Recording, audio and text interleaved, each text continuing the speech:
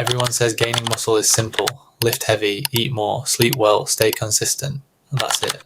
I believed that too for years, because that's what every fitness creator kept repeating.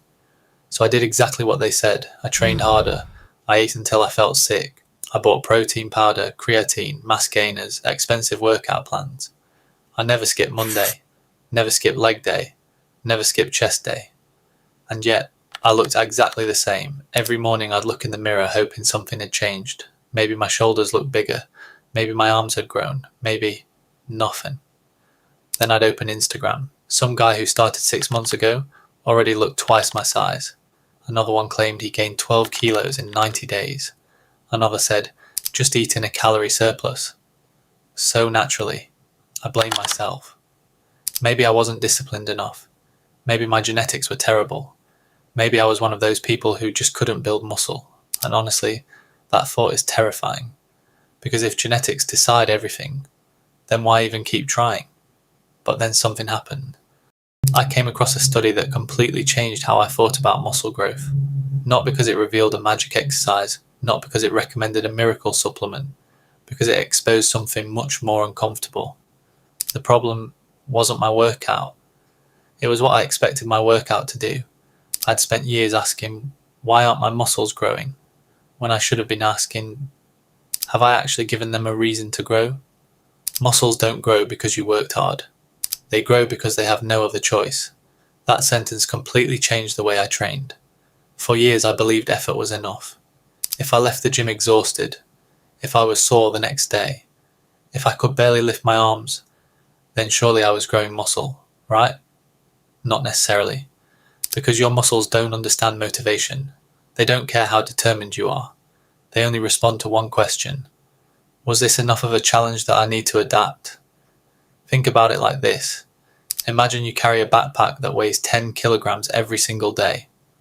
The first week, it feels heavy. Your shoulders ache.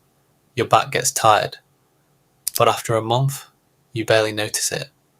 Not because the backpack got lighter, but because you got stronger. Your body adapted. Now imagine the backpack never gets heavier. Would your body keep getting stronger forever? Of course not. It already solved the problem, so it stops adapting. And that's exactly what I was asking my muscles to do. The same exercises, the same weights, the same repetitions, week after week. I wasn't giving my body a new reason to change. This is where I finally understood something that almost every beginner misunderstands. Progressive overload isn't about impressing people in the gym. It's about sending your body a message. A very specific one. What you did last month isn't enough anymore. That message can come from adding a little more weight, doing one more repetition, improving your technique, increasing control, or gradually increasing training volume. The point isn't to make every workout dramatically harder. The point is to make it slightly more demanding over time, tiny improvements, repeated consistently. But there was still one thing that confused me. If progressive overload is so important, why do some people train harder than everyone else, yet never seem to grow? I thought I'd finally found the complete answer. Once again, I was wrong. Because there was one last piece of the puzzle, one that nobody had explained to me properly. And it had nothing to do with the gym. It happened during the other 23 hours of the day. I had spent years trying to build muscle inside the gym. When muscle is actually built after you leave it, that sentence stayed in my head for days. Muscle isn't built in the gym. At first it sounded ridiculous. How could that be true? The gym is where you lift the weights, where you push yourself, where your muscles burn. Surely that's where growth happens. But the more I learned, the more I realized something that completely changed how I looked at training. The workout isn't where your body grows. It's where you ask your body to grow. The actual growth happens later, when you recover, when you eat, when you sleep, when you come back tomorrow, ready to do just a little bit more than last time. And that's when everything finally clicked. For years, I treated every workout like an exam. If I had a bad session, I thought I was failing. If I missed one meal, I thought I'd ruined everything.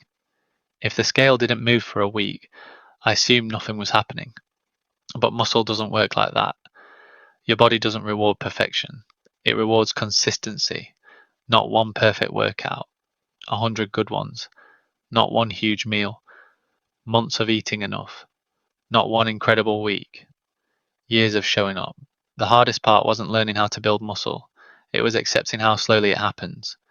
Social media makes transformation look instant. 30-day challenges, 90-day miracles.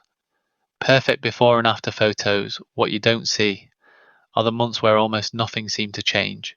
The workouts nobody remembers, the meals nobody posts, the mornings where you look in the mirror and wonder if it's even working. That's where most people quit. Not because they can't build muscle, because they expect results faster than biology allows. Looking back now, I didn't fail because I had bad genetics. I didn't fail because I chose the wrong workout. I didn't fail because I needed another supplement. I failed because I thought muscle growth was a single decision. One perfect program. One perfect diet. One perfect secret. It isn't. It's hundreds of small decisions, repeated long enough for your body to notice. That was the lesson I spent years trying to learn. So if you're watching this because you feel stuck, because you've trained for months and still feel like nothing is changing, I want you to remember one thing. Don't ask yourself, am I working hard enough? Ask yourself, can I still be doing this a year from now? Because the people who build great physiques usually aren't the most motivated. They aren't the most talented. They aren't the luckiest. They're the ones who stay long enough to let the process work. I used to think gaining muscle was about finding the perfect plan. Now I know it was about becoming the kind of person who didn't need one. The muscle came later.